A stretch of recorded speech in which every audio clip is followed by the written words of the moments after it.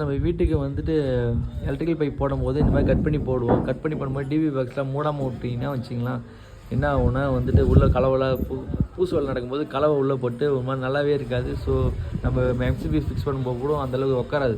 So அதனால் இந்த மாதிரி பேக் பண்ணி பேக்கிங் டேப் போட்டு அடிச்சுங்க. ஒரு சுவிட்ச் பாக்ஸும் அந்த மாதிரி அடிச்சிங்க.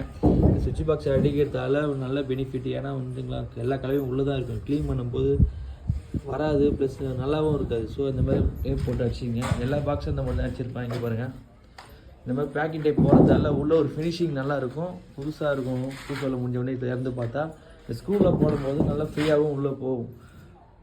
ஓகே ஃப்ரெண்ட்ஸ், இதை பாருங்கள், அப்படியே ரூம் போய் காமிக்கிறேன். எல்லா பாக்ஸையும் இந்த மாதிரி நீங்கள் டேப் அடிச்சிங்க. இந்த பேக்கிங் டேப் அடிக்கிறதால ஒன்றும் இல்லை, 40 ரூபா தான் இந்த டேப்பு வாங்கி எல்லா பாக்ஸும் வச்சுக்கலாம். அடிச்சிட்டிங்கன்னா ஒரு ஃபினிஷிங் நல்லாயிருக்கும். ஓகே, இந்த வீடியோ உங்களுக்கு பிடிச்சிருந்தா நம்ம சேனலை சப்ஸ்கிரைப் பண்ணிட்டு அப்படியே லைக் பண்ணுங்கள். மீண்டும் நெக்ஸ்ட் வீடியோவில் சந்திப்போம். பை.